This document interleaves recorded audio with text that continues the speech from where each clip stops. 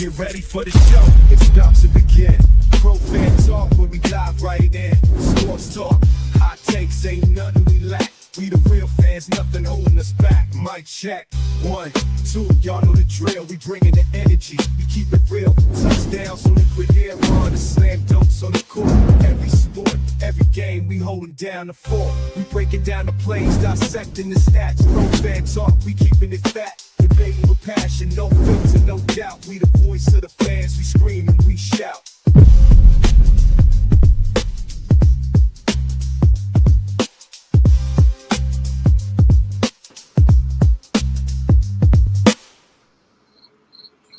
What is up? What is up? What is up, y'all? Did y'all see the end of that game? That was phenomenal.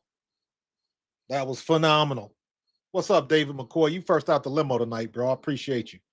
Great game, Brandon. That was a phenomenal game. Chris, Lexie Hull does it again. Lexie Hull, her new nickname should be Lexie Hustle Play Hull. That's it. Matter of fact, take out the play. We're gonna call her Lexie Hustle Hull. That's her new nickname. You got Kelsey Clutch Mitchell and Lexie Hustle Hull. That's what you want. Right? What's up, RC? That was a good win, bro. That was a good win. It came down to the wire. On Pro Fan Hoops, I videotaped on my phone. I was videotaping my monitor as I was watching the game. And that second out of bounds, I was like, can you be better? Can you be the best people on the court for 7.4 seconds? And they did that. Lexie Hull came through in the clutch. Man, hustle plays, defense wins championships, man, or at least get you to the second rounds. They can't win if they can't score. They can't win if they can't score. Indiana has always played good defense. Always played good defense. Now, admittedly, tonight, I don't know what the hell the situation was, giving up all of those offensive rebounds. It's I don't know if it was just the bounces that Atlanta was getting, but they kept getting offensive rebounds, and the ball was like clanking off the rim to somebody in the paint. Bree Jones, she had to be up there in rebounds. I'm gonna look at I got the Dolphins game on now. Dolphins is giving Bills a run for their money. 21-21. But it was that was a great game. What was the box scores? They had to have rebounds, defensive rebounds. Brianna Jones had 3 offensive rebounds. Alicia Gray had 4 offensive rebounds. Hell, and we had 7 and 23.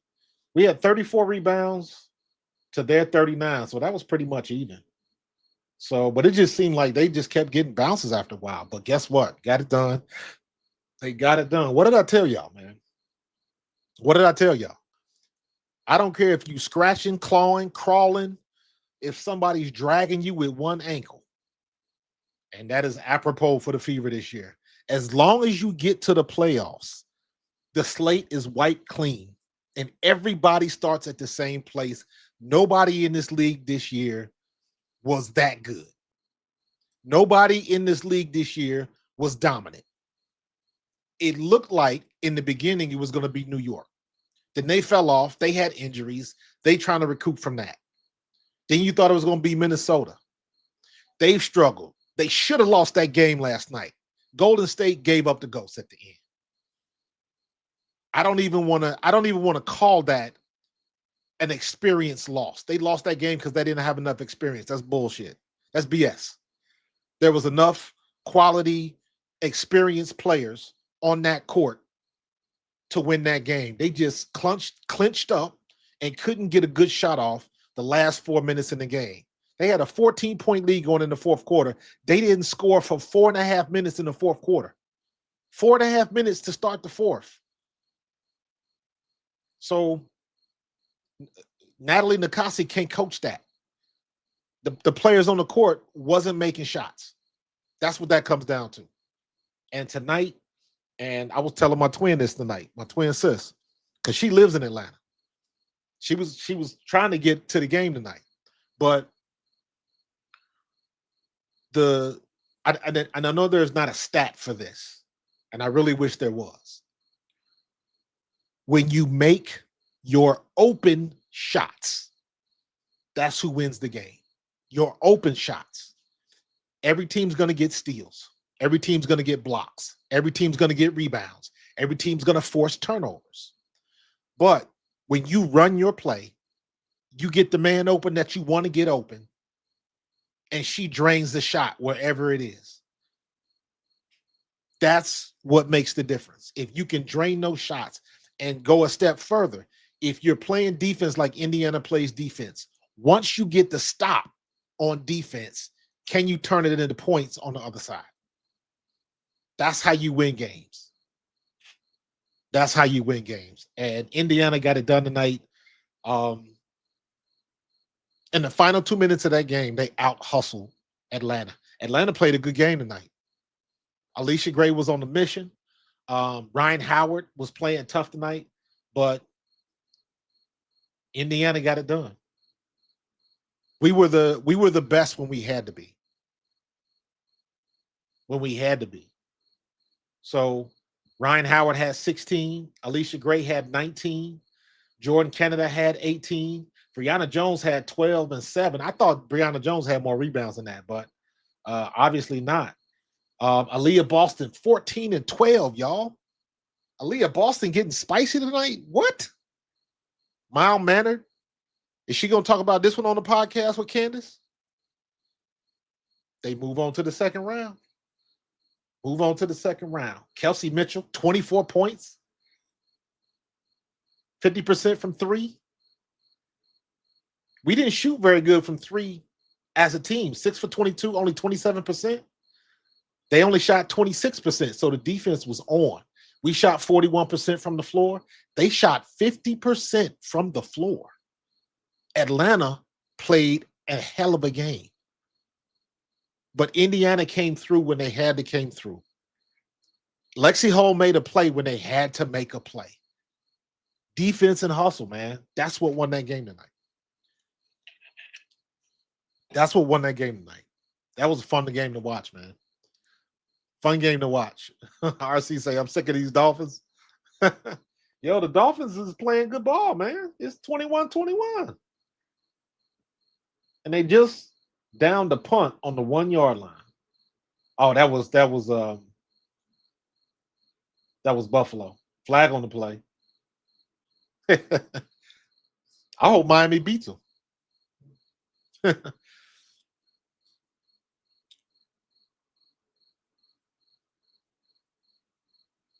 Folks talking about trade Caitlin now for all the picks you can get. What is wrong with people? Because it's people trolling on social media, man. It's like, come on, dude. It's like, keep scrolling, man. Don't be doom scrolling into all of that stuff, man. All you got to do is just let it go. Let it go. I've gotten so good at not responding to dumb shit because everywhere you go, it's all going to happen. People going to get pissed off about something dumb. It is first of all, I'm old school, bro. I'm old school. I graduated college in 1993. All right. Windows 95 didn't exist yet. You know what I'm saying? I'm old school. I grew up in the 70s on hose water and freeze tag. I am old school. You can't have old school without cool. So that's where I come from, man. And I don't give a lot of these people, I don't give them the time of day. I've gotten very good. Now, I've had some times where I read some of my comments and you want to fire off on somebody, but I've gotten good at just keep it moving. Just keep scrolling. Don't even respond. And keep it moving. Why would Indiana trade Caitlin Clark away? Why? What sense would that make? Because now Indiana's in a great position. They've got the pick of the litter on what they want to do for next year. What they need to worry about is make sure Kelsey Mitchell stays in place. So that way you got another year with Caitlin Clark and Kelsey Mitchell. Kelsey Mitchell is the pickup for when Caitlin Clark's shot is not falling. And there was many games like that. Kelsey Mitchell's got to pick up the slacks. You keep Sophie Cunningham. You keep Lexie Hull. You keep Bree Turner. You keep Michaela Timpson. You already got a nucleus. Odyssey Sims, gone. Shea Petty, gone. Ari McDonald, I would prefer you keep her. But Indiana's in a good spot because they just, with this win tonight, Indiana just got over the threshold. What is the threshold? I'm glad you asked that question. The threshold is their record better than what it was last year? Or not necessarily the record. Did they advance? Did they go farther than they did last year? And the answer is yes. They made it to the second round of the playoffs without Caitlin Clark. And I'm saying that as a Caitlin Clark fan. Y'all know I'm a Kelsey Mitchell fan first. But I've been following Caitlin Clark since her junior year at Iowa. So I like both of them, but they are winning without Caitlin Clark. I saw somebody online that was like, if Caitlin Clark can play, should they let her play? No. Don't do anything to mess up the continuity as it exists right now. Not right now. It maybe if you go into the next game, if you got a day or two so you can integrate her back, maybe I would think about that. But if they were talking about the game tonight, no, you don't do anything to mess up the continuity. Nothing. That's like at this point, the biggest comp I can say is if your starting quarterback, the Patriots, look at the Patriots. Drew Bledsoe gets hurt. Tom Brady gets in. Why would you take out Tom Brady after you saw what he did? Right now, don't touch a thing. They're playing together. The rhythm together is good. The continuity is good. They're playing defense. They're getting hustle ball, and they're making their shots. Don't mess with that. If Caitlin Clark got to be along for the ride and she'll pick it up next year, so be it. It happens all the time. It's unfortunate that it happened to her. It is what it is. That is the nature of the beast. So nobody thought that Indiana would be able to do what they did. Now we got to start looking at the situation of the ownership for Indiana, because what they have done with all of the injuries and still put a team together to go to the second round of the playoffs.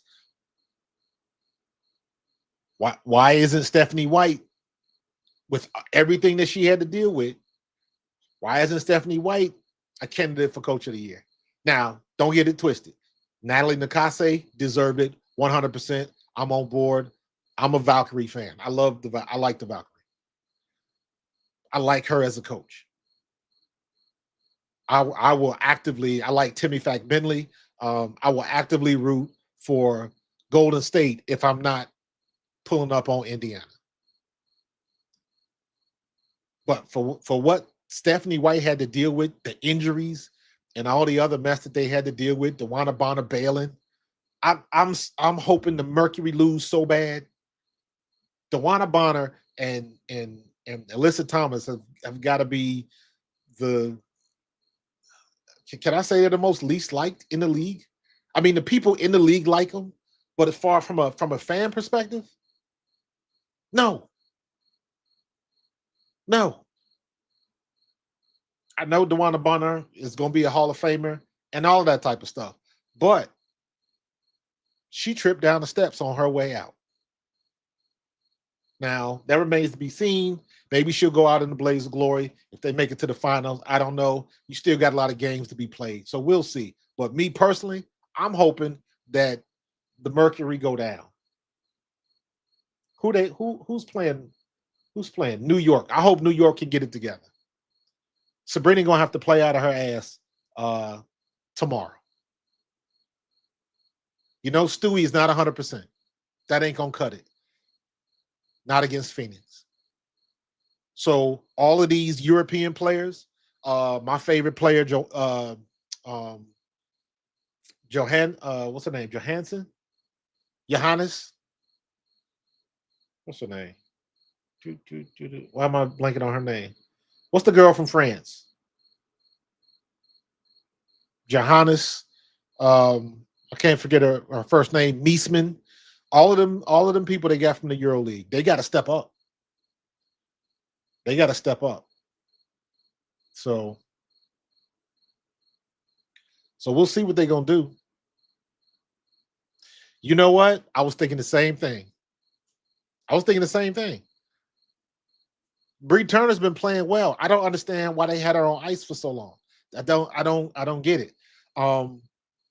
Michaela Timpson, she's not quite there yet, but she's still the reason I like Michaela Timpson is because every time she's on the floor, there is nobody that can outjump her. BG can't do it. Bree Jones can't do it. There is nobody that can outjump Michaela Timpson. I almost thought for a half a second she almost was about to go up for a dunk tonight. So I know she can dunk. She can dunk. But nobody can leap like her. And she is so much better than she was at the beginning of the year. And next year, I'm expecting her to be that much better. In my opinion, she is very clumsy around the rim, but she can jump so friggin' high. Sometimes it looks like she gets out of control because she don't know her own strength sometimes. And to me, it looks like her spatial awareness around the rim is not very good. Because she goes up with the ball, and for as close as she is to the rim sometimes and how high she can jump, it should be a little bit easier for her. And it's not quite there yet. But I know she's a young one. The more time she gets on the court, the better she's going to get. So she is somebody I'm hoping will come back next year, or they will. I guess if she, I don't know what her contract is. Is she?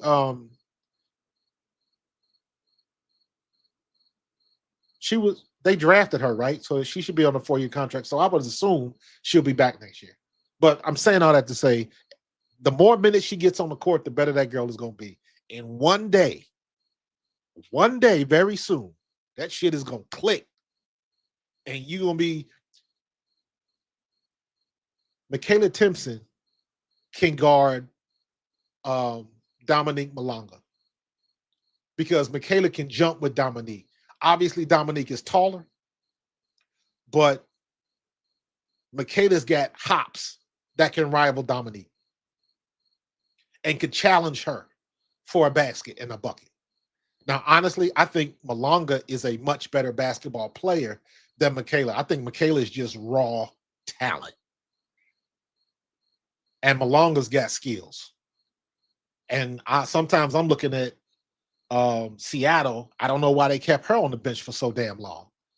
Get that girl in the game. Let that girl get comfortable with what she can do and her being in her own skin. I didn't understand that at all. But again, it is what it is.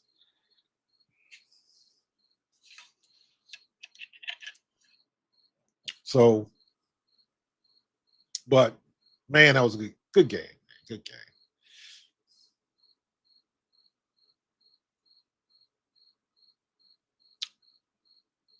Yeah, they love to. I mean, and you got to remember, man, you got so many people that hate on Caitlin Clark. They want her to fail for whatever reason. Every time, and even like the stuff that I saw after they announced Paige Beckers was the rookie of the year.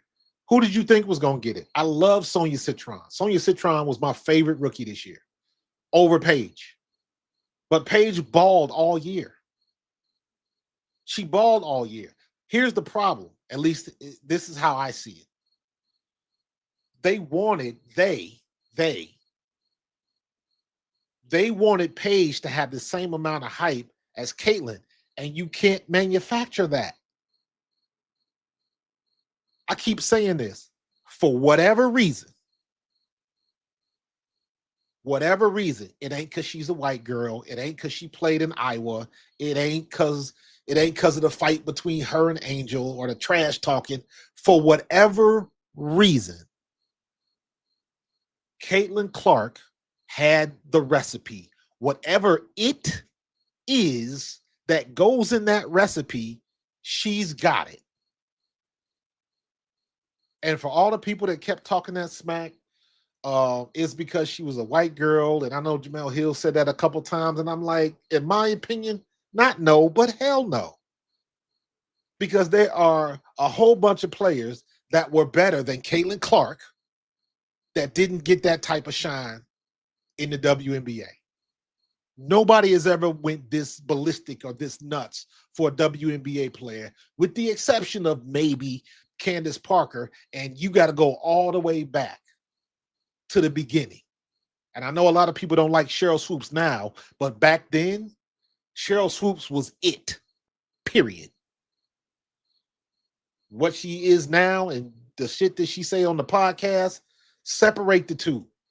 When Cheryl Swoops stepped in the league, people wanted to watch because they saw what she did in the Olympics. And back at that time, there was not as many distractions, and the Olympics meant a hell of a lot more, especially when you won a gold medal and then brought it back to the States.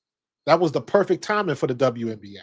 So people were watching back then, and Cheryl Swoops was box office. So you got to give her props. Now, what she doing now and how she run her mouth, I'll choose to leave that alone. You do you. She know what she be saying, and she know how she say it, and she know how she look. But when she was balling, undeniable, bro. Undeniable. They wanted that type of flash for Paige Beckers, and it just didn't happen. How come Diana Taurasi didn't get that type of flash?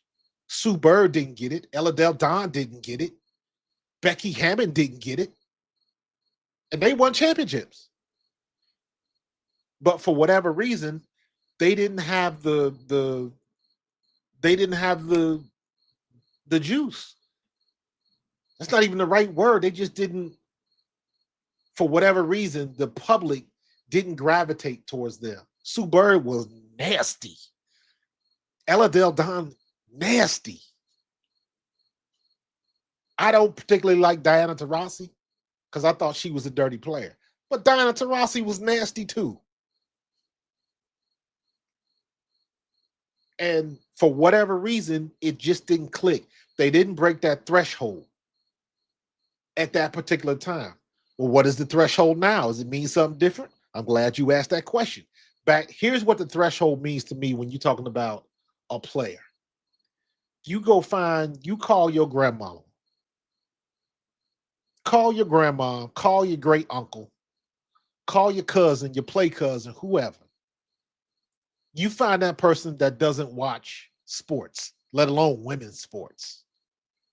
And you ask them, you ever heard of Ella Del Don? You ever heard of Sue Bird? You ever heard of Angel Reese? You ever heard of Caitlin Clark? See which names they recognize. If you can talk to somebody who has no clue or does not pay attention to sports in general, and you mention a name and they'll recognize that name, they've broken the threshold, in my opinion. Sabrina Ionescu broke the threshold. When she was in that three-point contest with Steph, she broke the threshold. Now everybody remembers that moment. Everybody remembers that moment. I don't think Stewie has broken that threshold. If you are a basketball fan, if you are a basketball purist, you know who Breanna Stewart is. If you don't follow women's basketball, you're probably not gonna know who she is. But you know who Asia Wilson is. You know who you know who Sabrina Ionescu is. You know who Angel Reese is, and you know who Caitlin Clark is. They've broken the threshold, in my opinion. And you can put them in order, you know. If I put them four in order from the least to the greatest, it would go Asia Wilson, Sabrina, Angel, and Caitlin. Caitlin obviously is number one. And people still try to hate on Angel, but like that girl got more rebounds in 2 years than anybody. And people still want to say she trash and this, that, and the other. You might not like her offensive game, but guess what? She the damn Dennis Rodman of the WNBA. Can't nobody deny it. I don't care if you call them me bounds, we bounds, C bounds, D bounds. I don't care what you call them. She getting them, and ain't nobody else got them. My problem with people that be trashing on Angel Reese is this: whether you like her or not, she is not on the court by herself. And I've said this many times before. If I'm playing against Angel Reese and she getting 2 and 3 and 4 of her own rebounds, I am cussing somebody the hell out. I'm cussing somebody the hell out, and they sitting their ass on the bench. If you guarding her and she getting 3 and 4 of her own rebounds, what do I have you in the game for? You picking splinters on the bench. Give me somebody that want to play. Give me somebody that want to box out. That's how I look at it. She is not on the court by herself. Again, you might not like her offensive game. It is what it is. But you know what? You got to be able to score the ball to get a double-double, as much as people hate to admit that. And if it was as easy as people thought it was, how come you see 4 and 5 year veterans in the WNBA getting their first double-double in their 4th or 5th or 6th year? It's not that easy. And the way she shoots and misses layups and stuff like that, yes, she misses a lot of layups. She also makes a lot of layups too. It just don't look good. Sometimes it ain't pretty. But you know what? Go back and look at what she did at LSU. That's exactly how she would hit them layups. It looked like it ain't supposed to go in, but a lot of times it did. She had her bad games where she scored 4 points and all of that type of stuff. She took her lumps like everybody else. Caitlin Clark went out there and missed 12 threes or whatever that was that one game. Everybody goes through their stuff. Everybody gets a turn when it comes to that. And then what it comes down to nowadays is like, well, I don't like her because. Or if I like Caitlin Clark, that means I can't like Angel Reese. It's a little bullshit. I keep trying to tell you, I'm old school. I like who the hell I want to like. And if you've watched me long enough, as much as a Caitlin Clark fan that I am, I will rip her game a new one because I've watched her sometimes. And if you rock with me long enough, you know that I've done a couple live streams with Indiana even last year. And I was like, when Caitlin Clark is frustrated, her body language is trash.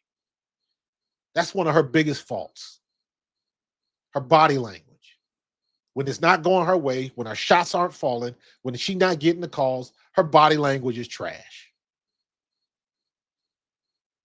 They ought to make street signs that do this with the palms up in the air, because that's all they do when they don't get calls. And again, my old school ass, you know what they used to tell me when I played ball? Stop worrying about the refs and keep playing.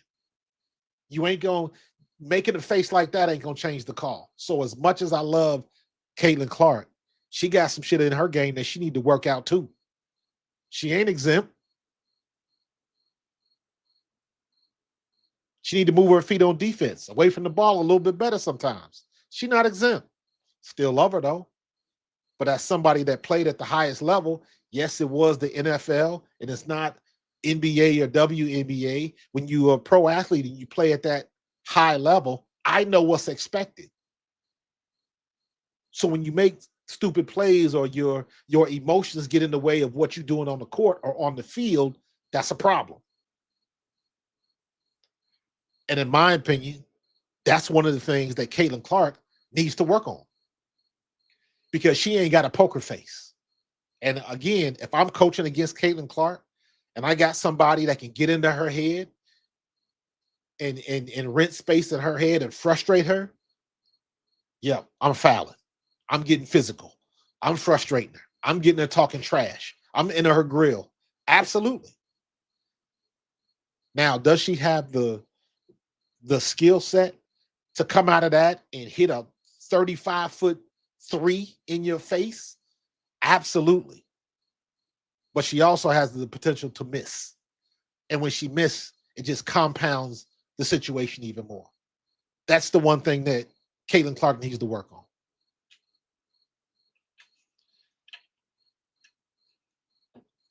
But like I said, I'm a fan. There's a difference between hating and giving game observations and criticism.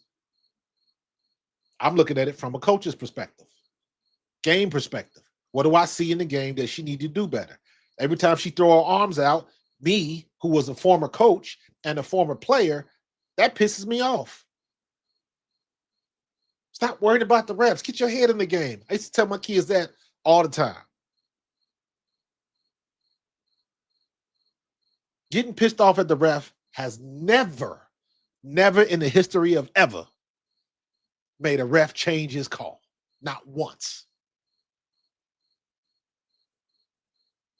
So, Semi, you 100% correct. Caitlin plays free. That's how she go watch her in Iowa. That ain't no mistake. That's how she plays. My problem with Caitlin sometimes is when, and it's not, again, this is how the sausage is made. This is the nature of the beast. Because I saw this also with Kelsey Mitchell, right? And this is for anybody in the league. Kelsey Plum, I don't know. Look at Chelsea Gray, Gabby Williams. You name anybody that's a guard or somebody that shoots at a high volume. Sabrina, anybody. If your shots are not falling and you're in a slump, what's the only way you can get out of a slump? To keep shooting. That's the only way you can get out of a slump. So when she's in a situation like that, the problem is it's somebody else that might not get the ball in their hands. Because there was a couple times, last year and earlier this year, Kelsey Mitchell is not getting as many touches as she should because Caitlin Clark is trying to shoot her way out of this slump. Kelsey Mitchell was in the same boat. Caitlin Clark was when Caitlin Clark was on that heater and she hit them 3 threes in like 30 seconds in New York, and we beat New York in New York. Caitlin Clark was killing it. Kelsey Mitchell was in a slump. Then Caitlin Clark went in a slump. Kelsey Mitchell came out of hers. So they balanced each other out. And whether Caitlin Clark, here's the beauty of Caitlin Clark, whether she is making or missing shots, she can still pass her ass off. So that means she can still get involved, get other people involved, and contribute, because you can't make an assist unless the person that gets the ball scores. Can't do it.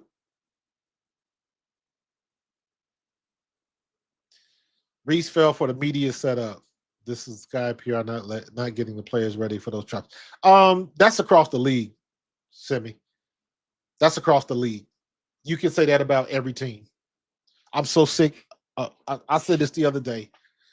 You know what? I posted it on my Twitter feed that I am so ready for this season to be over with. I'm so ready for it to be over with because I want to move on to NCAA women's basketball. That's what I want to do. Because switch a little set here, but I was so it was to the point I was so sick of the refs and the bad behavior from the players. And even the other night, Alicia Gray getting mad in Indiana and trying to get a fan kicked out because the fan was just being a fan. And I'm like, miss me with all of this shit talking about a lot of these players, they dogs and we play hard and this, that, and the other. And then something like, and you let the crowd get to you. That to me, that means zero mental toughness. That's zero mental toughness whatsoever. It's a different situation if somebody is calling you out of your name. It ain't like the dude or whoever it was. I don't know if it was a guy or a girl. If she came out and was calling her a bitch or something like that, when you cross the line, you know you crossed the line. And it doesn't matter if you home or away. In situations like that, because I've seen it happen. If the fans are playing at home and the fan will say something that crossed the line, you'll see everybody kind of like, what? Because at the end of the day, fans want to be fans and they still got to be respectful. So that a lot of times they'll tell on each other. And this is the one thing that pissed me off, because this is the second time this happened. And everybody wants to assume something happened in Indiana and they start making shit up. The first time it happened was the time when they said they was making the monkey sounds and all that kind of stuff in Indiana. And supposedly Angel Reese said something. And Angel Reese was like, I didn't say nothing. And Tyler Marshall was like, I didn't hear nothing about it. So all of this stuff got started by internet reports. Internet reports. And it just caught a life of its own. And then the same thing the other day with Alicia Gray. And my problem with it is this. Number one, you are playing at Gangsbridge Fieldhouse. That is an NBA facility. So that means you got NBA security. That means you got hot mics and cameras everywhere. Not to mention, if you courtside seats, you know you got your phone out filming. You know. Every time Lexie Hull run by you and she's 6 inches away, you filming it. If Caitlin Clark is right there, you taking pictures. Everybody got their phone out. So when situations like that happen, somebody got it on film already. And I knew that it was some BS on why she was mad. She was mad because she was missing her shots. A couple minutes before that, she threw her glasses in frustration because she thought she got fouled and she didn't get the call. So I knew she was frustrated, and you could tell when whatever the dude said or whoever it was said what they said, she stopped and started like going back and forth with him. And I was like, that's odd. You ain't gonna go back and forth with no fan. Not in a situation like that. It's too much on the line.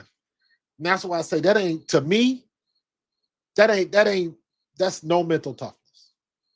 That's no mental toughness whatsoever. I remember seeing guys, and this started when I was in high school, and I saw the situation like this when I was in college too.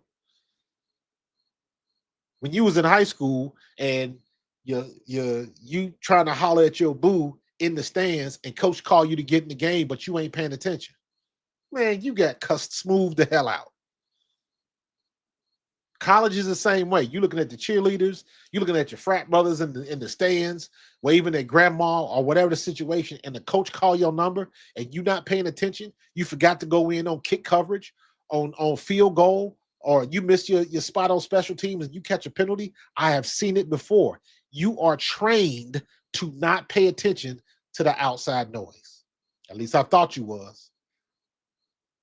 And there was a whole bunch of times this year in WNBA games where the outside noise infiltrated what was going on the court. I'm not talking about them throwing dildos and all that bullshit, because that was dangerous. Ask Sophie. She got hit in the face. She called it, though. She called it. So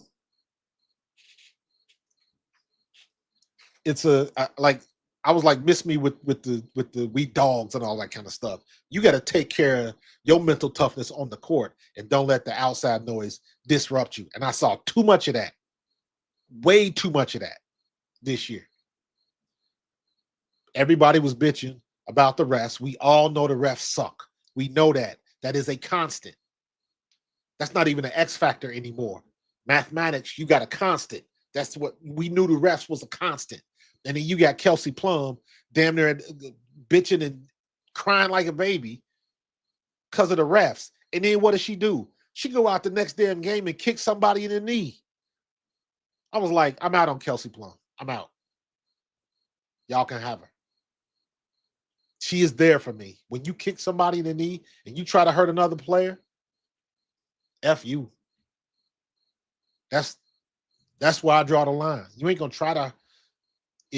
I got more respect for what JC Sheldon did when she was guarding Caitlin.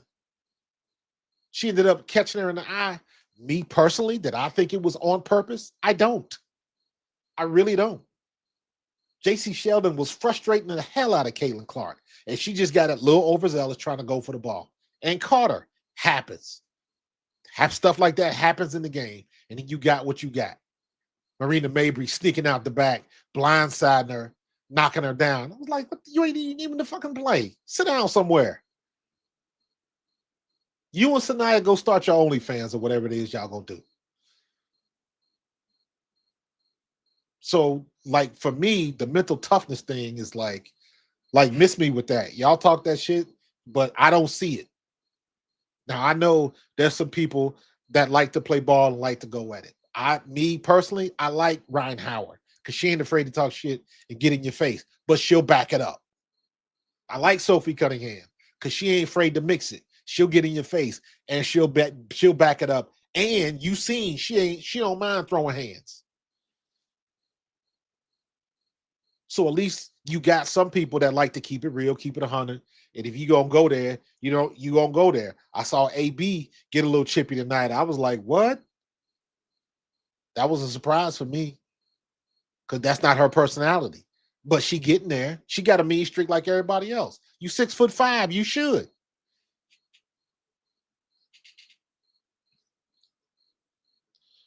Yeah, that was funny as hell. I saw her podcast the night before that happened. Cause she said, can you imagine if that hit me? I would be outdone. I would be so embarrassed. And damn it if she didn't get hit the next night. I was hilarious. Like, you called your shot. You called your shot. So, Scott, you talking about the game tonight? Absolutely, dog. Lexie Hustle plays, man. For those of y'all who missed it, her nickname is Lexie Hull. We got two. I got Lexie Hull and I got Kelsey Clutch Mitchell. By the way, Kelsey Mitchell, 24 points tonight. And for those of you who don't know, I got a big group tonight, so let me bring y'all up to speed. I am a Kelsey Mitchell fan. Kelsey Mitchell went to my high school. She's from my hometown of Cincinnati, Ohio. She went to my high school, Princeton High School, out of Cincinnati, Ohio. Put your hand over your heart every time you say it. Her father, Mark Mitchell, before he passed away, was a fraternity brother of mine at Eastern Kentucky University. So it's personal with Kelsey Mitchell. I've never met Kelsey Mitchell.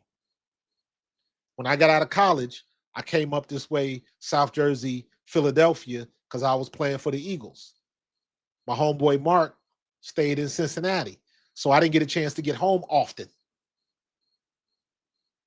But he's my frat brother, Big Mark. Her father was responsible for my best game ever in college against Marshall in 1989, 37 carries for 300 yards. And I remember Mark Mitchell, he was one of our, I believe he played guard and tackle, but I believe he was our tackle. And I believe he said to me one day, he said, just keep following me. And he led me to 37 carries and 300 yards. So I say all that to say Kelsey is personal to me. And I don't even know her, but I know her legacy and I know her father. Go back and look at some of the tapes and look at how she talks about her father. When she got voted All-Pro, you hear what she said? Y'all know I lost my father and y'all like family to me. So Kelsey is personal. But tonight, can you make a play right now? I used to tell my kids that when I was coaching football. Kids get frustrated, and you got to figure out a way to get a kid to focus on what they're supposed to do. And I used to tell my kids, I was like, listen, this is all I need you to do, right? I need you to win this play. Don't worry about what you did, if you made mistakes. Don't worry about if you planned in the second half. None of that. Don't worry about none of this. I'm going to put you in the game. All I need you to do is win this play. You have to beat your man on this play. And then if you do that, we're going to rinse and repeat. It's all one play. What you do on one play. Lexie Hull could have been 0 for 10 tonight, but she made that one play which she had to make a play. All the difference in the world. All the difference in the world. What was her box scores? Just to look, just to drive home that point. What was the box scores for Lexie Hull? She's 3 for 7. She had 10 points, 2 rebounds, 2 assists, 2 steals. Fill up that block. 3 for 7 from the floor, 1 for 5 from 3. But the 2 steals, and one of those steals was at the most critical time in the game. And that one play, the one play she won is what wins the game. That's the type of stuff you teach kids, that one play. Because you never know what's going to happen. You never know where you are on the field. People think they're not involved. You never know what's going to happen. Always got to stay ready. Yeah, Kelsey played great tonight too. She had 24, man. 50% from three, 3 for 6, 7 for 16 from the flow. She got it done. Kelsey clutch.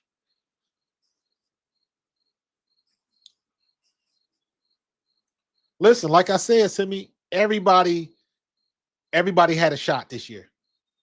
Nobody is dominant. Nobody's dominant. Not New York, not Phoenix, not Las Vegas. Nobody. Not Seattle. Nobody's dominant. Everybody got a fair shot. This is anybody's year to go back. I thought Minnesota still has a chance to repeat or at least get back to the finals. I don't know what New York is going to do. New York's got to take care of Phoenix tomorrow. Or they going home. And their chances to repeat is over with. So there's a little bit on the line. And again, I just don't want Phoenix to make it because I want to see DeWanna Bonner lose. I'm sorry. I'm sorry. It just, it is. Yo, Redeem, that's why you play the game, bro. I'm with you. They need to find a way to scheme Kelsey open down the stretch. They were desperately trying to get her the ball. Listen, the other team gets paid too. And anybody worth their salt knows, let anybody else shoot it but Kelsey. Anybody. If Caitlin Clark was in the game, my top 3 people to get the ball to would be number 1, Kelsey Mitchell, number 2, Caitlin Clark, and number 3, Lexie Hull. And before Sophie Cunningham got hurt, Sophie Cunningham had moved up in front of Lexie Hull because Sophie Cunningham was hitting threes at a clip that we had never seen before. And she stayed consistent. It wasn't a flash in the pan.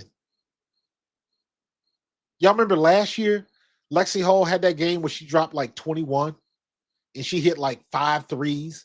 Like she was just in a zone. And then the next game, she came back down to earth. And then she was okay. But I don't think she ever had another game like that. This year, Lexie Hull was so much better. Now, her scoring was a little bit better, but as being an overall player, Lexie Hull was so much better. I still wish she would pull up and shoot a little bit more because I think she got a good shot. And quiet as kept, Lexie Hull has got hops. That girl can get up. That's why her defense is so tight.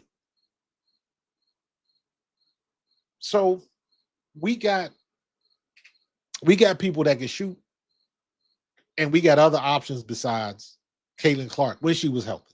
Now I'm still saying if you go whoever taking the last shot, I want it to be Kelsey Mitchell, and then I want it to be Lexie Hull. If you needed 3. Aaliyah Boston, you can get the ball to her down low. Some of the shots that she made in game 2, she was struggling with tonight. Sometimes those shots just don't fall. When she was throwing up a lot of those shots around the rim, and it'd be like a 3 or 4 foot shot out, a lot of those shots weren't falling today. So,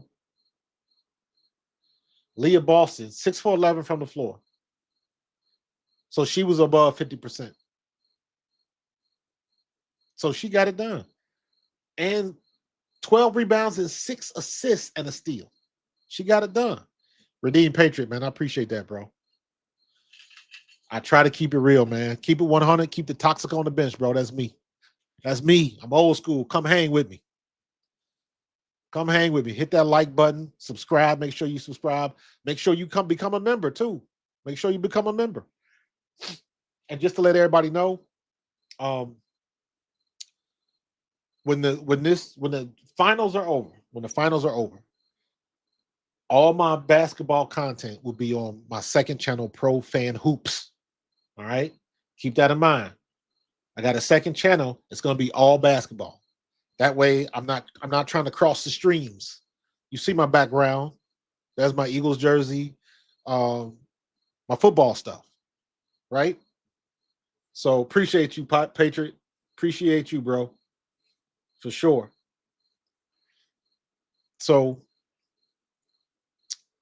when the finals are over, I'll be doing a lot of women's basketball stuff I only follow women's basketball.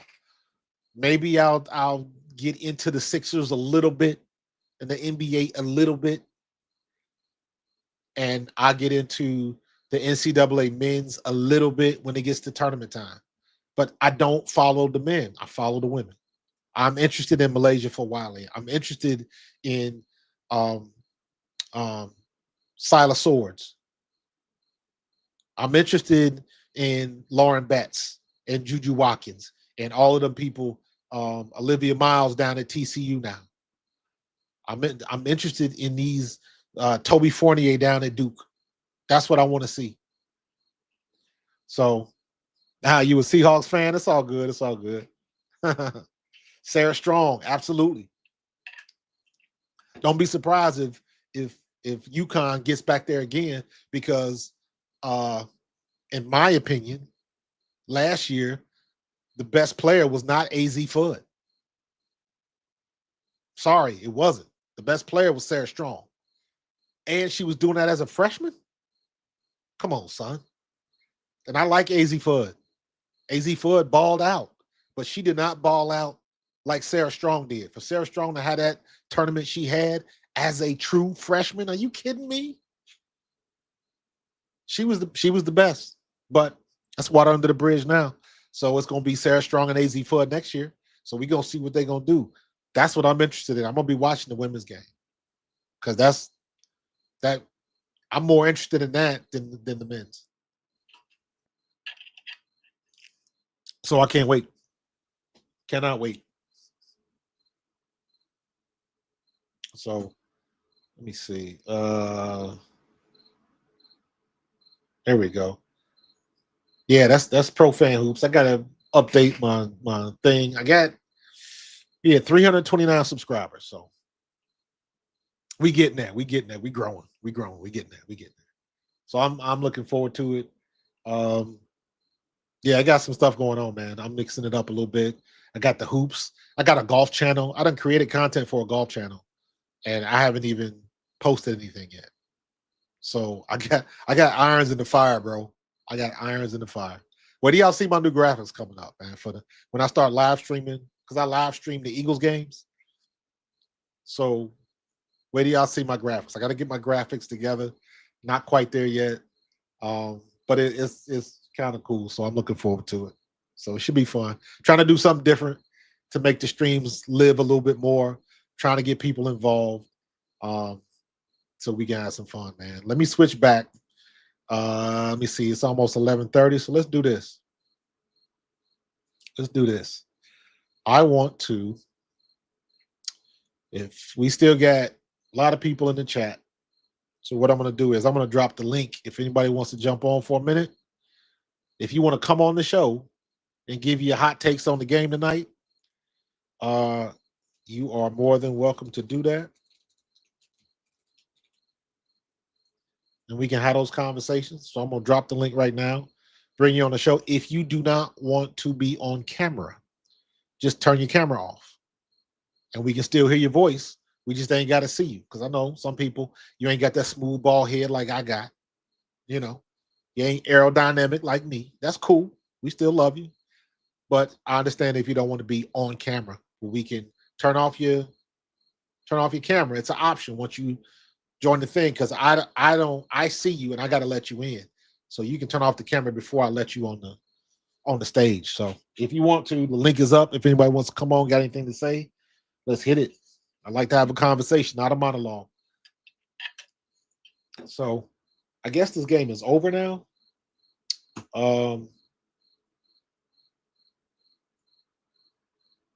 Buffalo came to life. Scored 10 points in that fourth quarter. They scored in the third quarter. Low game. Josh Allen only 213 passing yards, 3 passing touchdowns, though. Got it done. I've been trying to tell people, man, the long ball's overrated. Long ball's overrated. What's up, Tiff? So, yeah, we got a lot of stuff, man. The Eagles stuff going on.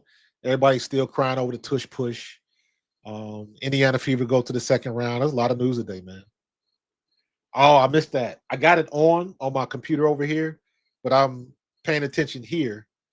I'll tell you what, man. I like this WNBA background I got because it really contrasts.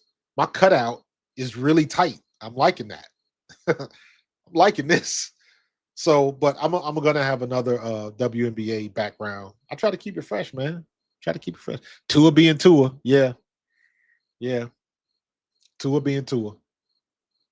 So, um, ain't nobody talking about how we replace Jalen Hurts no more because my quarterback got a Super Bowl.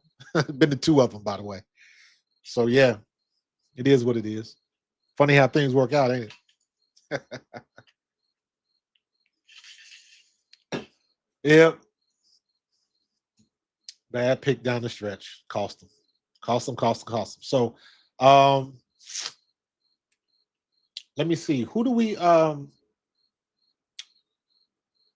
have now? So who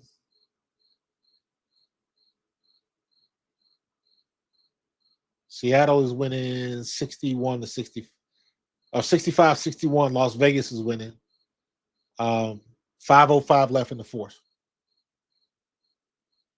So that's still a good game. That's still a good game. So who are we playing? Okay, we can turn this off. Bookmarks. We got the WNBA.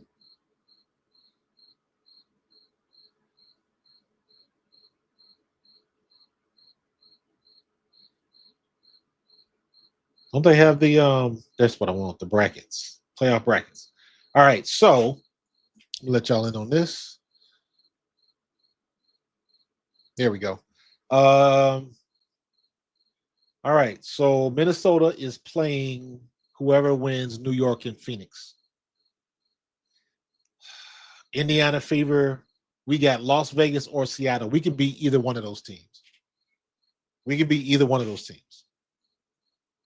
So I think we're gonna have to get a lot of Michaela Timpson because if they unleash Malonga, if they unleash her and let her work, she is going to be very, very good. Is she even in the? Did she start? No, she didn't start. She got 18 minutes though. Damn, she 1 for 5. Erica Wheeler playing pretty well. Damn, Asia Wilson got 34. Lord have mercy. Asia Wilson got 34 and there's what? 4 minutes left in the game? Woof. Goodness. If you can figure out a way to stop Asia, Las Vegas ain't got much else. Damn. Asia got 34. Chelsea Gray got 12. That's it. Melissa Smith got 2. Jackie Young got 9. Jewel Lloyd got 4. Dana Evans got 2. Cheyenne Parker Tyus 2. It is the Asia Wilson show.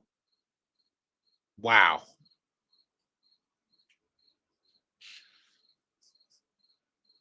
Yeah, you know what? And see, this is one thing ain't nobody really mentioned for Indiana.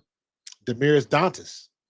Damiris Dantas is strong, and she can hold her own against Asia, Bree Jones, Jonquel Jones, anybody. She can hold her own against anybody. Now, she ain't the fastest person in the world. Now, Asia can definitely outquick her, but Asia is not going to back Damiris Dantas down. Now, I know Damiris is in concussion protocol, so I don't know how long that's going to last. So hopefully she'll be ready to go when the next game starts, because that's going to be key in guarding somebody like Asia Wilson. If you can keep her from the inside, I mean, she's gonna get hers. You just got to limit her and stop everybody else, because clearly ain't nobody else scoring no points. Asia Wilson and Chelsea Gray, 34 and 12. Everybody else, oof, ain't nobody scored double digits. That's crazy. That's crazy. Yeah, September 21st. September 21st is game 1, round 2. Yep. Yep. Saturday. No, I'm sorry, Sunday. Sunday. You are correct. You are correct. Sunday. Sunday. So,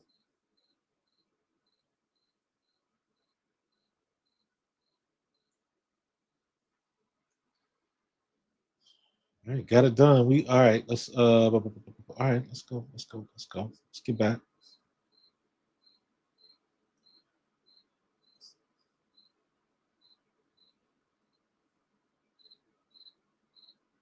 There we go.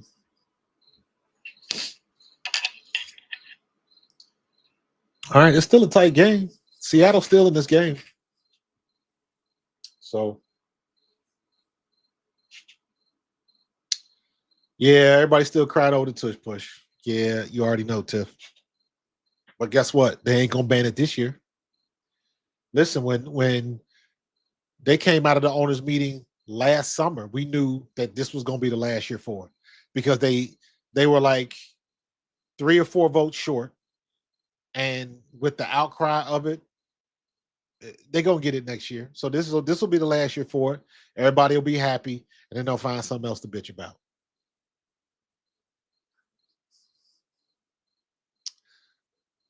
Extra P, that is a phenomenal question. I do not have an answer. The WNBA has fumbled the bag this year so hard, it's not even funny. Like I don't like it's not even close. It's not even close. Asia Wilson. Hell, I would have had more respect if you'd have put Angel Reese up there. She got more rebounds than anybody. I don't understand that at all. That makes no sense to me. None. So, good for her. It ain't her fault, but she gonna catch the fallout from it. Who's that? Atlanta Smith? Yeah, she gonna catch the fallout for that. And it's not her fault. So I don't like I said, the WNBA has dropped the bag on this year something fierce. With the situation with the refs, um, just the way they marketed, last year. Everybody talking about last year. Caitlin Clark got a phone call, and now Paige Beckers was on. What's the show where they walked down the aisle and everybody singing to her when she walked down the hallway? Was that Jennifer Hudson's show or something? So Paige Beckers got more hype than last year, you know. But if she would have did the same thing she did last year, they would have bashed her for that too. So it is what it is. I ain't sweating on that too much. Um, and not for nothing, I don't think the WNBA is prepared properly for these CBA negotiations because the head of the head of your players union owns a different league. That's a conflict of interest. I don't care how you slice it. That's a conflict of interest. They're gonna have to get rid of Breanna Stewart and Fee Collier as the president of your players association. It is a conflict of interest. Every week you hearing about they signed somebody else in Unrivaled or got a new team. What are you doing? That's the other thing. We talking about contracts, who's coming back, what kind of team is Indiana going to have next year? Nobody knows because nobody knows what's going to happen with this new CBA. Nobody. And you can't sign nobody because it's a work stoppage. So there's some timing issues that the WNBA needs to recognize. And I'm talking about the players, not the league. The players need to recognize this because the owners hold all the cards. Don't believe that bullshit where Fee was talking about we have all the leverage. No, the hell you don't. Leverage and power in professional leagues is and has always been with the owners.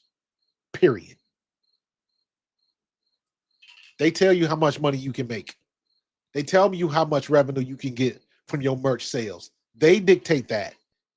You have to collectively bargain that, but they holding all the chips. And that's what it seems like the Players Association for the W, like they don't get that. They talk about what it should be, and it's like y'all gonna have a rude awakening. Y'all not gonna get they're not gonna get what they want on the first round. The best thing they can do is try to get a CBA that might go 3 years. So it'll be short because you got to play the long game in this one. Because everybody's gonna get paid if you play your cards right. Everybody's gonna get paid. Especially now with the success that Natalie Nakase had. Every game they had in Golden State was packed. So everybody's trying to follow that blueprint. Portland's going to try to follow that blueprint. When 2030 roll around and Philly's there, Philly's going to try to follow that blueprint. So the money is steadily going up. Period. And everybody's going to try to get paid. Yeah, but it don't matter, Semi. I agree. Unrivaled pays more, but it don't matter. Did you see the ratings for Unrivaled? It wasn't great. I don't like 3-on-3 basketball. I'm not interested in it. I tried to watch it in the Olympics. It just didn't do it for me. I watched a couple of games. I supported it, but it just didn't hold my interest. It didn't. Some people like it so they can watch the players and Angel Reese and all of those players do the 3-on-3 and the 1-on-1 tournaments they had. I thought that was cool. But even that, it's an anomaly. I like 5-on-5 basketball. I want to see basketball. I want to see 3-on-3 playground stuff. That's just me. That's just me. So it didn't hold my interest. I watched a few games with it just to support the league and the women that was in the league, but it didn't hold my interest. Not even a little bit.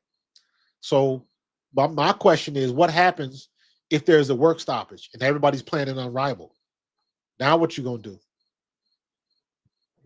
What's going to happen to all the people that's not working? Unrivaled ain't signing everybody. It causes some interesting things because now you're going to be battling to keep your league alive, but it's contradicting what the WNBA is trying to do. So we'll see what they do. But it ain't going to be a joke. It ain't no joke, man. Ain't no joke.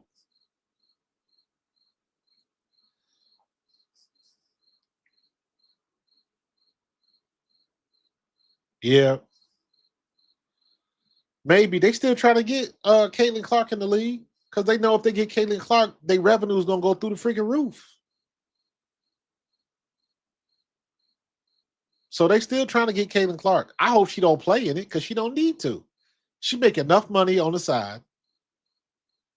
She go to Unrivaled, she taking a pay cut, regardless of what they pay her. And it's not worth her getting hurt again. It's not worth it. You had a couple injuries. They can talk about all the medical facilities they got down there on site and all that type of stuff. But if you get hurt, you get hurt. It don't matter what type of medical facilities they got. If you get hurt, you get hurt. That means you start in the year and you might not be at 100%. That's a problem when they paying you whatever. That's a problem. I need you on my court now.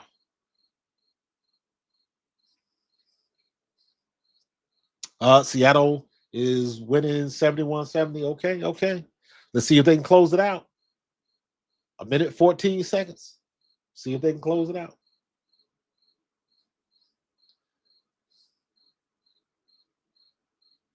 Yep, exactly like that.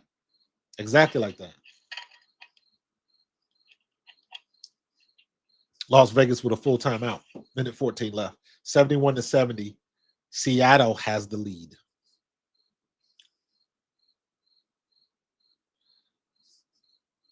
Henry, no, that's not a conflict of interest because Pat McAfee paved the way. That is a licensing deal. ESPN doesn't own his podcast. That is a licensing deal.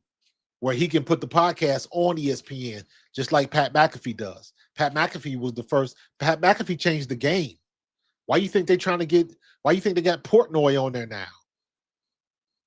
And that show was terrible. So, but McAfee changed the game. He said, I will bring the money to ESPN, but I keep and I own everything from the Pat McAfee show that he was shooting in his barn that he converted to a gym, whatever the hell that is. That, again, Pat McAfee changed the game. So he can do and say whatever he wants to say, but there's a segment that they put on ESPN.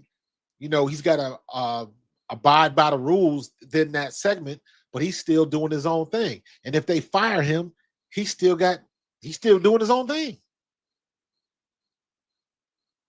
ESPN is in a tough spot because ESPN don't know how to create content for their own network. That's why they licensing Pat McAfee and Portnoy and Stephen A. Smith.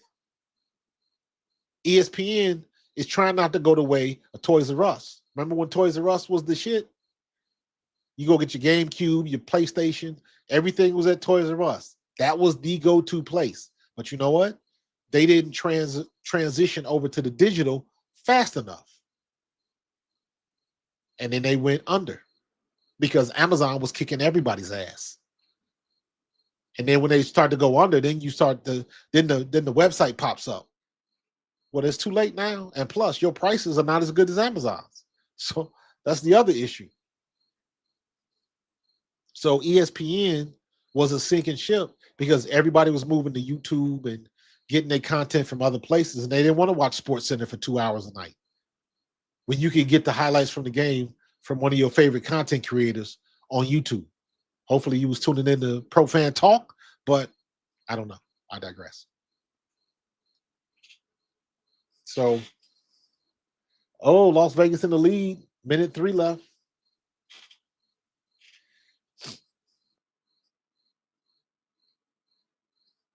Kev, I don't know. I don't know. She don't need to play an Unrivaled. Because I look at it like this. The only people that benefits in Unrivaled is Unrivaled. Because you look at Caitlin Clark, I've seen her off-season workouts. I've seen what she does to prepare. She gets it in. She puts in work. Why does she need Unrivaled? She don't need to tighten her game up to the point where she playing against people and all of the risks that come with that. She need to be in somebody's gym just shooting threes and like do what she been doing. Do what got you there. She make enough money in NIL. She does not need Unrivaled in not even a little bit. They need her. That's the problem. They need her. Why do you think they signed all these women out of college? Juju Watkins gonna have a deal. What's her name? Hannah Hidalgo is gonna have a deal. Olivia Miles is gonna have a deal. Lauren Betts is gonna have a deal. They signing all these players out of high school. Or I'm sorry, out of college. They trying to make that money. That's why they need Caitlin Clark, because they know their revenue is gonna go through the friggin' roof. They TV revenue, because they can guarantee she gonna be in the building. Advertisers gonna go nuts. And that's what they want. But she don't, like I said, Caitlin don't need them. They need her. Period. So we'll see what they do. Yeah, you're right, Simi. ESPN was on cable. But now, hell, why you think ESPN got the YouTube and the YouTube TV and all that kind of stuff? Everything's going digital, man. It's already digital now, but you know what I'm saying. So, but all right, man. All right. I done rambled off at the mouth long enough. Erica Wheeler took back the lead. Yo, Erica was a walking turnover last year with Indiana, boy. I'll tell you what. She got new life in Seattle and just getting it done. 18 seconds left in the fourth. Seattle up by 1. Can Seattle be the better team for 18 seconds? That's what it comes down to. Are they going to eliminate the co-defensive player of the year. Are they going to do that? Can they do that? Can they get rid of the co-defensive player of the year, Asia Wilson? They got 18 seconds left. Can they be the better team for 18 seconds? We'll see.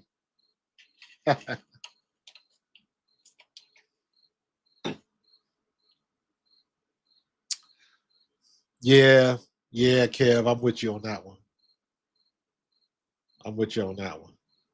They might. It wouldn't surprise me though. They set it up like that. That's what they should do. That's what they should do.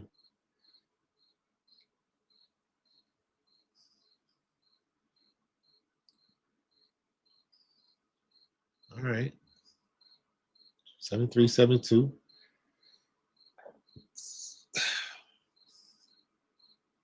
Let's go. I want to see this game.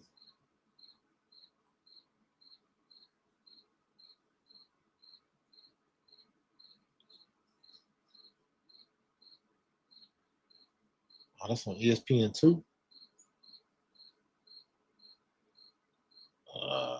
Not going.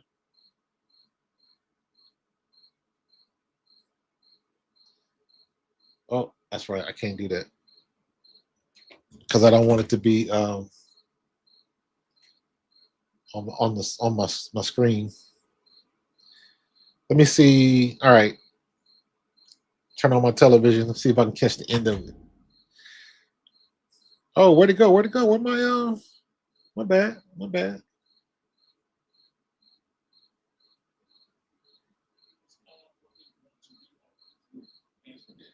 Let's go. Come on.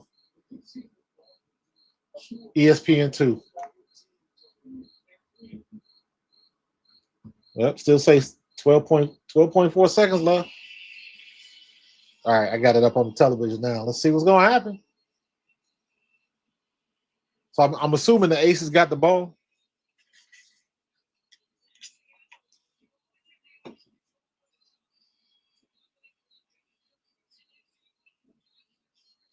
Yeah, Jackie Young got some hops, man. She got hops.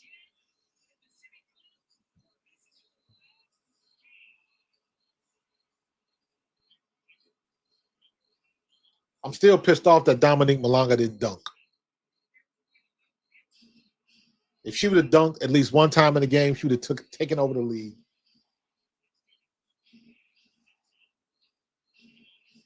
Skylar Diggins. Oh, why didn't you take it to the rack?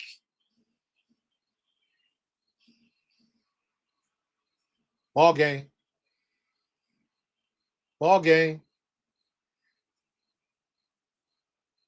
Wow. Why didn't she take it to the rack? She had it. She had it, yo. They got two good shots off and they couldn't sink it. Skylar Diggins Smith had the lane open to the basket. She didn't take it. Why didn't she take it? She had that shot. Wow.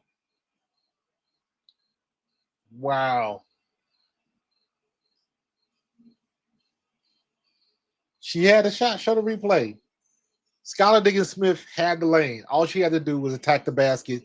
She would have got an and one at least. Watch. Erica Wheeler gets it, bounces off. Skylar Diggins gets it. Oh, she had the lane right there. Gabby Williams. And you know what? I love Gabby Williams. I'm sorry. I'm a Gabby Williams fan since the Olympics. Yes. Gabby Williams every day, all day, if you want. I don't care. Twice on Sundays. That's a shame. That's a tough loss. Yep.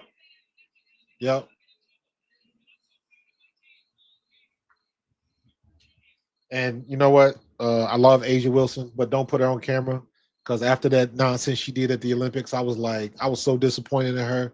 I was like, no, you didn't just do that for the world to see. I was like, Lord have mercy. So, yeah, I agree. Naka Gumake, 16 points. Get her the ball.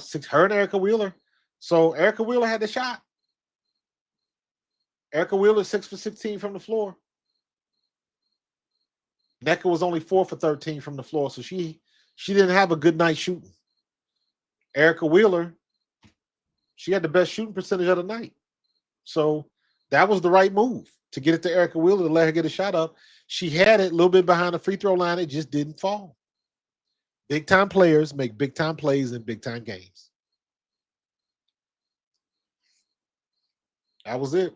So now we got to deal with Las Vegas. We can beat Las Vegas. We can beat Vegas. We can beat Vegas. But we got to be on our P's and Q's. So, yeah. I can dig that.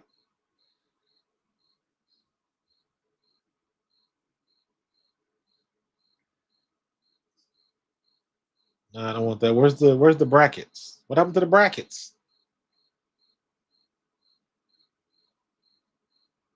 All right, so we playing Indiana.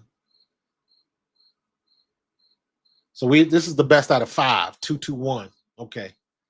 So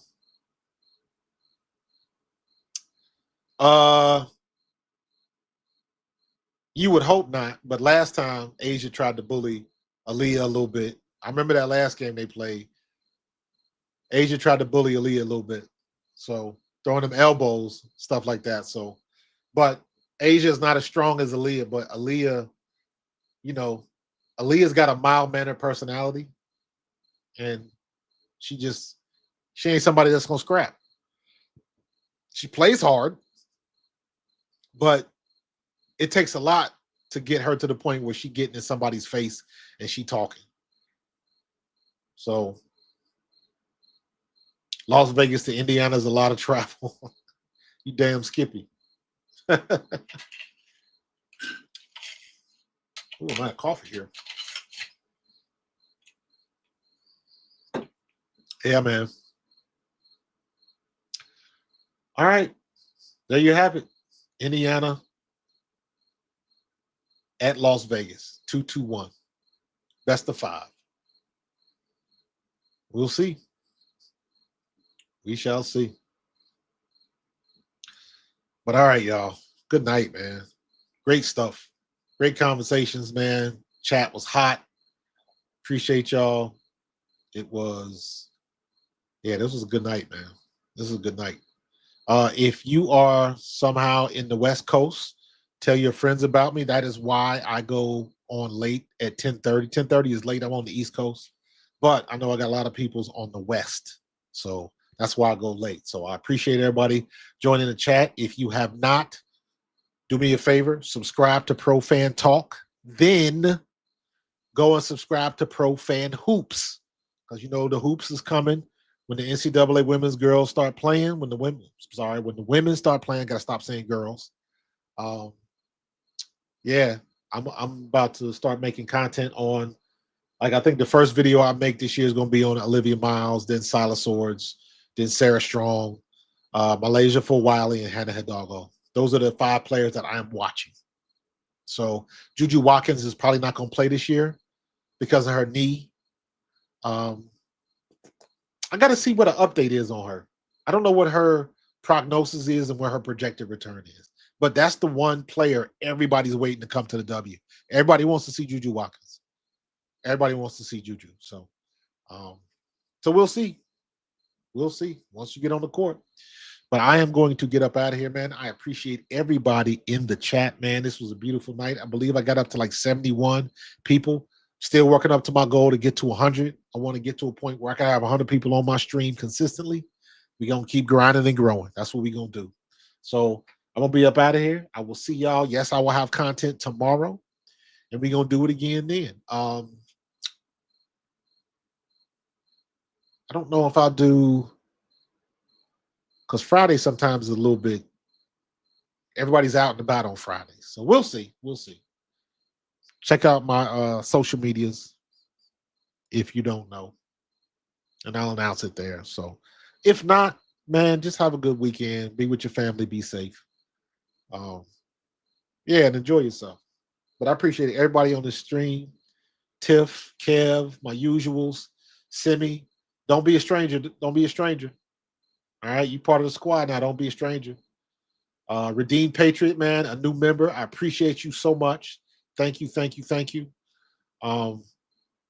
Yeah, man, everybody in the chat, man. We had a good night tonight. Gianni Trieste, Lexie, I appreciate you, bro. So, Pharaoh. Oh, Pharaoh, you must be frat, man. I see that A5 Sphinx, if I'm not mistaken. So I don't know. Correct me if I'm wrong. I see that Pharaoh back there. So you might be frat, bro. I got to put me an A5 up there now. I'm surprised I haven't done that. I need to do that. So I will rectify that. So yeah, Pharaoh, hit me up on Twitter if you frat. But all right, I'm gonna get up out of here, man. I appreciate everybody. Yeah, we had a good time tonight. So y'all have a good weekend. Enjoy your Friday. And we will see you in the next one. All right.